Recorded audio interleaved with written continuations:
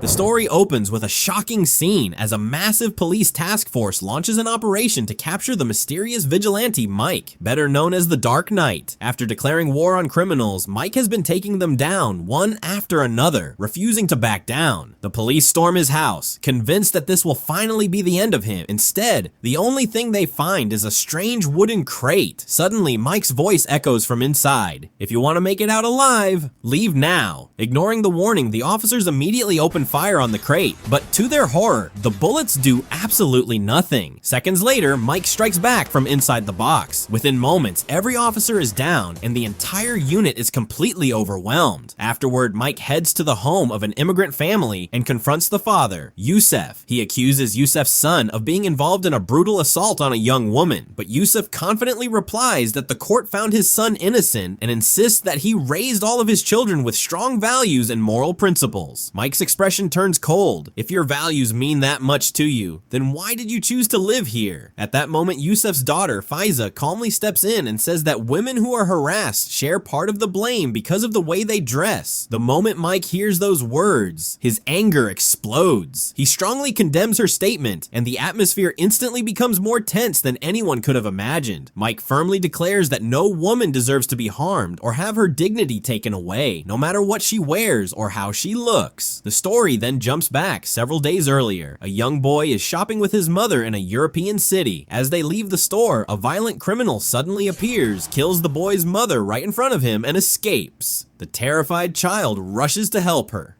only to realize that she's already gone. It's one of the most heartbreaking moments of his life. Soon afterward, news reports reveal that crime across Europe has reached unprecedented levels, leaving people living in constant fear. Amid all this chaos, a mysterious figure known as the masked vigilante emerges. He begins hunting down the most dangerous criminals, taking them out one after another. Before long, he becomes the talk of the entire continent. Videos supporting him spread across social media, and while many people see him as a dangerous outlaw, others believe he's a hero delivering justice where the system has failed. One of the people closely following the case is FBI agent Henry, who watches with great interest as the mysterious vigilante grows into a worldwide phenomenon. Mike's identity is finally revealed. He's a wealthy young man living a life of luxury, yet he has chosen to wage his own personal war against corruption. Still hiding behind his secret identity, Mike releases another message online. You've grown used to living in fear, so I did what no one else dared to do. I'll keep hunting down criminals until people learn to protect themselves. Otherwise, this country's values will eventually collapse. The message spreads across the internet within hours, attracting millions of views. Meanwhile, several high-ranking drug traffickers gather inside one of their hideouts, completely unaware that Mike is watching them. Without warning, he launches a surprise attack. After confirming their involvement in running a massive drug trafficking network, Mike wipes out the entire operation, making headlines around the world once again. However, Henry refuses to see him as a hero. He insists that justice belongs in the hands of the law, making Mike's capture his #1 priority.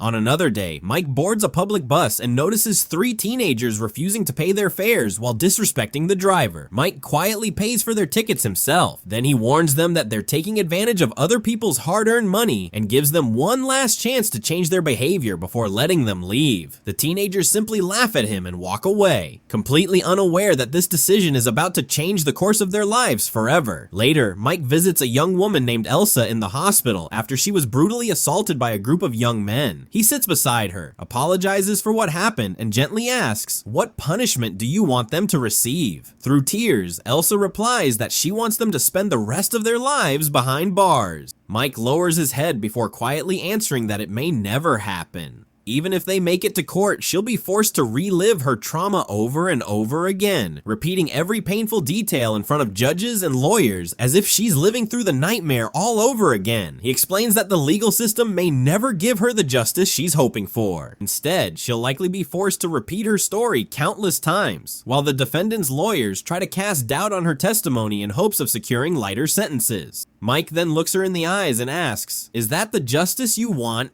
Elsa slowly shakes her head. He asks one final question. Then, "Do you want real justice, where they truly pay for what they did?" Still crying, Elsa quietly nods. Mike gently takes her hand to comfort her. Then he walks away.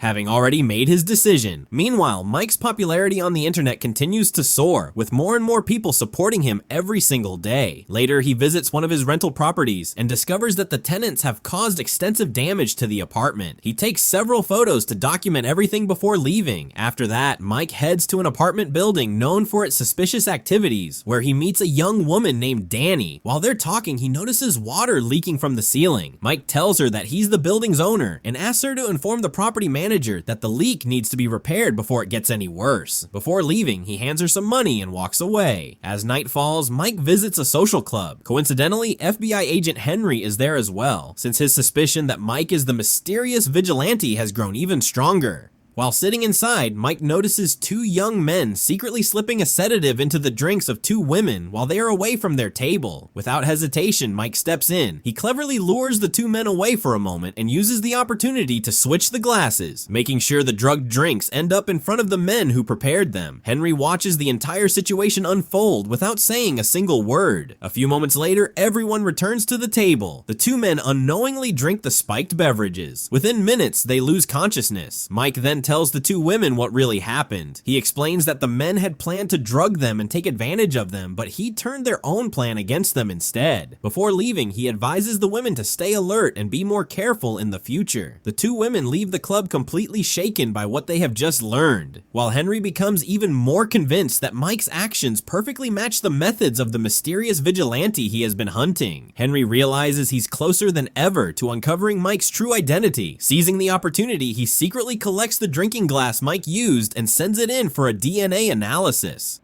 2 days later, the results come back. Henry finally confirms that Mike is the mysterious vigilante he has been hunting all along. Without wasting a second, Henry leads a large tactical team to raid Mike's mansion. The special forces carefully clear the house room by room until they reach the bedroom, where they discover a massive reinforced steel box with Mike locked inside. Smoke grenades are deployed as the officers prepare to take him into custody. Completely unaware that the real battle is about to begin, the officers surround the steel box from every direction and order Mike to surrender. Mike calmly replies, "You're doing your job, and I'm doing mine. If you stand in my way, I'll remove every one of you." Ignoring the warning, they unleash a barrage of bullets at the steel box. The rounds fail to penetrate its armored walls. Then, without warning, Mike opens fire through a series of small firing ports hidden inside the box. Within seconds, chaos erupts. One officer after another is taken down, and anyone who tries to get close is quickly neutralized. 3 days later, Mike returns to his company as if nothing had happened. He's greeted by his business manager, Chad, who oversees the management of thousands of rental properties. Mike asks about the tenants who have fallen behind on their rent. Chad explains that most tenants pay on time, but evicting the remaining ones through the courts can take nearly 11 months. Mike becomes frustrated. He points out that they're living rent-free the entire time, while also damaging the properties. With more than 3,500 houses under his ownership, the financial losses are enormous. He orders Chad to prepare a monthly list of delinquent tenants and hire specialized eviction companies to speed up the process, reducing the timeline from almost a year to no more than 2 months. Chad agrees to carry out the plan. He then tells Mike that the paperwork for his citizenship is already underway. Because of Mike's previous service in the US military, the application may be processed faster, allowing him to deal with problem tenants more efficiently. Despite the good news, Mike still looks concerned. He explains that he inherited all of these properties from his father, while the FBI continues to keep him under constant surveillance.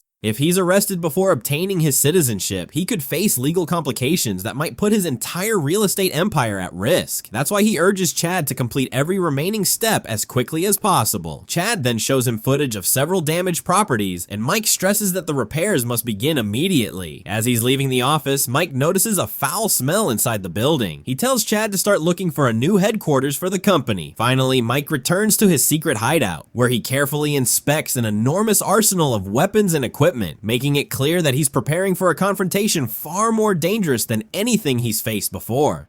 The story then returns to the raid on Mike's mansion. Additional tactical units arrive, only to be shocked by the sight of the first team completely overwhelmed. Bodies and destroyed equipment are scattered everywhere. Henry notices that the steel box has stopped firing. Realizing that its ammunition has run out, he concludes that Mike has already escaped. When the officers finally force the box open, they discover a hidden passage inside. The moment they descend into the tunnel, a massive explosion rips through the passage. The blast throws dozens of officers off their feet, leaving leaving many seriously injured. Henry barely survives, suffering severe burns across half of his body. Back in the present, Mike visits Elsa's home, where he meets her father and her sister. Her father asks if he's a journalist. Mike smiles and quietly says no. He then asks, "Are you satisfied with the court's verdict?" Elsa's sister sadly replies, "No. We never got justice." Hearing the answer he was looking for, Mike silently walks away. The story then flashes back to the time Henry visited Elsa in the hospital. He asks whether the mysterious vigilante had come to see her. Elsa tells him that she initially thought he was a police officer because he promised to bring her justice. When Henry asks her to describe the man, she deliberately gives a misleading description. Henry immediately realizes she's protecting his identity. Deep down, he's already convinced that the mysterious visitor was Mike. In another scene, the three teenagers Mike warned earlier are seen bullying a young boy in a public park and stealing his belongings. Without warning, Mike appears behind them. He incapacitates all three with a stun gun, sending them crashing to the ground. After helping the frightened boy, Mike tells him to leave immediately. He then looks down at the teenagers and says coldly, "I warned you before. That day was your lucky day. Today, your luck has run out." Mike delivers a brutal punishment that leaves them unable to get back on their feet. He walks away while they remain on the ground in agony. Later that day, Judge Donald is driving home when Mike, disguised as a police officer, pulls him over. Without warning, Mike injects him with a substance that leaves his body completely paralyzed. The judge remains fully conscious but is unable to move. Mike places him inside the vehicle and calmly says, "You won't be able to move, but you'll hear every word I have to say." He angrily confronts the judge, accusing him of using the law in a way that allows dangerous criminals to escape real consequences. Mike reminds him of the young woman whose life was shattered after suffering a brutal assault, arguing that the lenient sentence failed both the victim and her family. He continues, "Today, you'll experience the same bitterness you forced them to live with." Mike then plays an old recording in which the judge defended giving offenders a second chance. He mocks those words, insisting that true justice was never served. Afterward, Mike carries out his plan, making the judge's death appear completely natural, leaving behind no reason for anyone to suspect foul play.